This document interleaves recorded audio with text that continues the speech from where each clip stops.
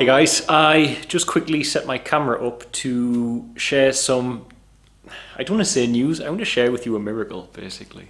And it is a miracle in my eyes.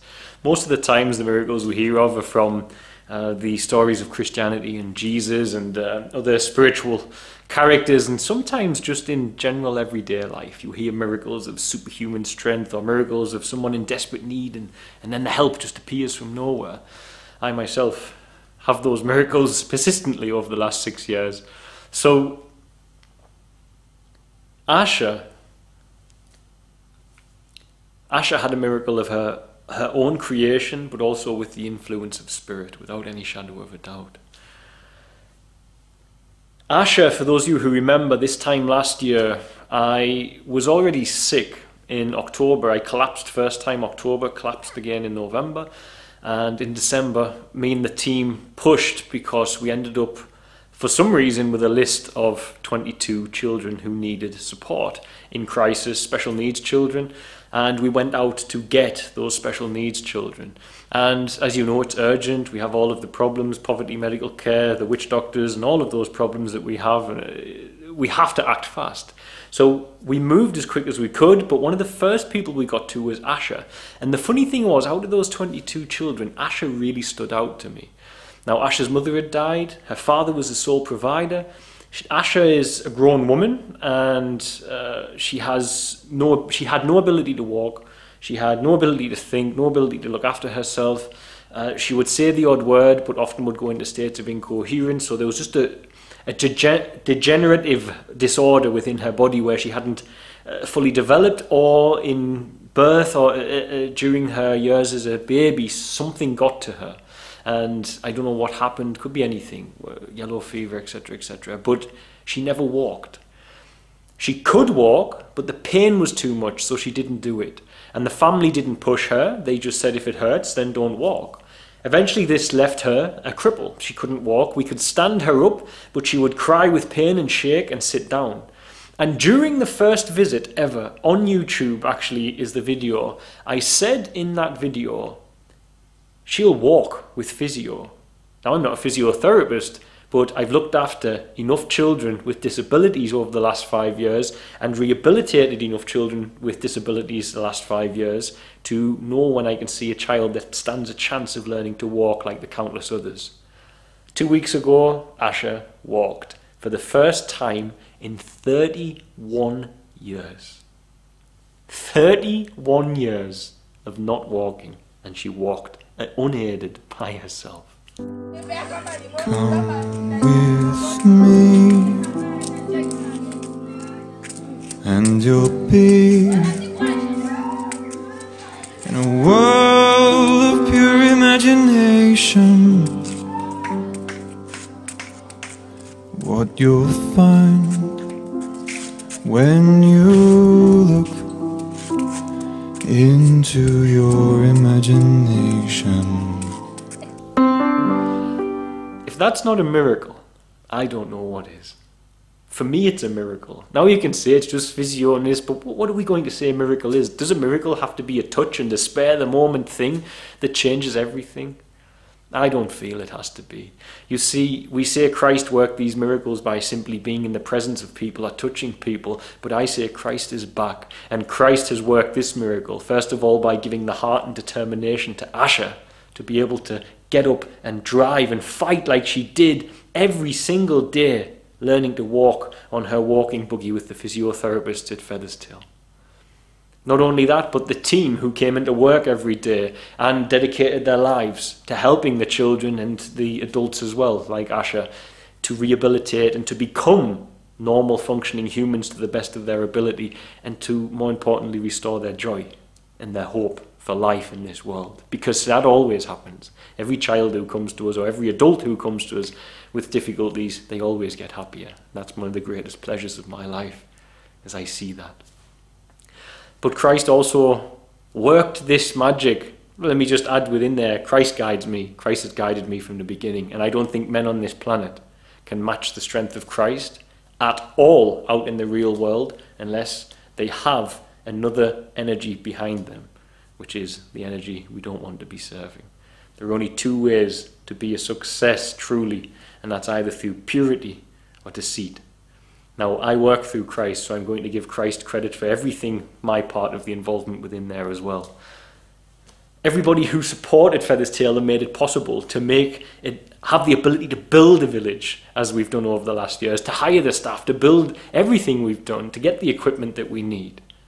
All of that has gone on. That, for me, it's the loving kindness of people all over the world. And I label loving kindness in my perspective of the world as that which I deem to be the beautiful energy which is Christ working through human beings as well. So I'm giving full credit to Christ, but also full credit to every person involved in there, except me. Take me out of that equation, because I don't want to be part of this story. I don't want to sell myself in it or anything is what I mean, but I just want you to look at that. Yes, she did it with guts and determination, and she should be so proud of herself, as we all are. The staff as well. And you guys who make our world possible, we need to eat, etc. And there's nothing I can do. I'm setting up now business, and I'm setting up agriculture so as we can be self-sustainable, but for now, I'm a professional beggar, as you all know. I beg, but not for myself, for the children. And that's just the position God left me in, and I feel no shame in it, because I get to see people like Asher learn to walk off the back of it, so I feel no problem with it. So despite all that, we see a miracle, and that miracle could well be Christ again performing miracles on this planet, as long as we adapt our perception to not be so literal that it has to be a man touching somebody. Now, Asher's not the only example of that. There are some others, but another that stands out is one of her friends, because we have other adults at Feathers Tail. We have 5 special needs adults living with us at Feathers Tail. And the other is Flora. For those of you who don't know, when we met Flora, she was locked in a room by herself, and she would only meow like a cat, because she had a cat only for company. She was locked in there for at least 10 years, the neighbours told us, because when the grandmother died, the neighbours discovered her and didn't even know she'd been in there. Flora couldn't walk at all. She just could not walk, and my friend Manuel, as you know, the Rasta, had to carry her up the embankment to the car because she just couldn't put any weight on her legs whatsoever. Now, once we'd gotten all the jiggers out of her and we started giving her physio, there's a very beautiful video on my YouTube called Magic Flora. Now, you can imagine when you've got a woman with you who you have been told will never walk again, and then you start getting footage of people walking. It's very powerful. And for me, on a side note, while I'm aware and I'm sick and I'm struggling and I'm having the physical, the mental and the emotional battle that I'm having, and I'm away from home and some of my children are sick out there and they're reaching out to me for support because they feel lonely and I'm not there to help them, and it's really difficult for me. More than I can express and possibly describe to you how hard it is to be away from there. But what is very powerful for me is that no matter what, even if I'm laid here sick, not moving, my vision that God allowed me to have, not mine, my desires are God's desires. He told me to go to Tanzania. I didn't know anything. He had the desires. Now these burning desires in my heart are the burning desires of God. I guarantee it, because I didn't want to help people in Tanzania until he told me to go there. And now I'm there. All I want to do with all the passion I have and all the drive I have is help these children. So it's God's desire. It's not my desire. But thanks to what God has managed to do, no matter what I'm doing now, even if I'm flat on this bed, unable to move and sick, or at the hospital getting all these horrible treatments, I'm not even thinking about work. I'm just praying and going within and hoping I get through this. But even though I'm doing that, the thing which I created with God is still smashing it in Tanzania. Still rescuing dogs, still thousands of children going to school, still teaching people to walk who've never walked for 31 years. Still providing employment for some of the most impoverished men and women in Tanzania. Still bringing young men in off the streets and away from the drugs and away from the gangs and the murders and the rape and the theft and the assault and everything else that they were involved in. It's still going on now. I'm not even doing anything. And that's the importance of making sure you get up and push that first snowball. And that's the only reason I add that in. Because as long as you get up, it might take you 2 years to throw that snowball down a hill. But once you've dug in and you've frozen your hands and you've made this snowball, and imagine you're making it from hardly any snow at the top of the hill. There's no snow. You've got to clamber around for days on end trying to get enough snow just to make a little snowball at the top of the hill. But once you drop it on the hill, there's lots and lots of snow within the hill. And it's going to just keep getting bigger and bigger and bigger. As long as you clamber around and find the snow to make that first snowball, it's worth it.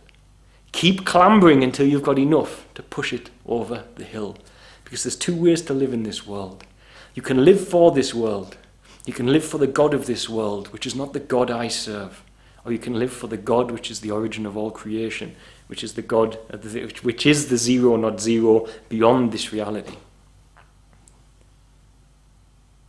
When you do serve that other God, and not this God, not the God of the planet, not the God of the physical, but that God of creation, you'll see miracles. But not only that, even when you're not there anymore,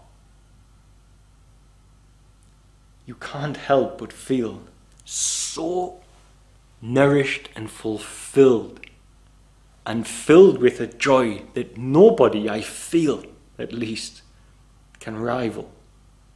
When you know that no matter what, people are getting things like learning to walk for the first time in 31 years, then you understand the importance of putting the effort in to push that first snowball.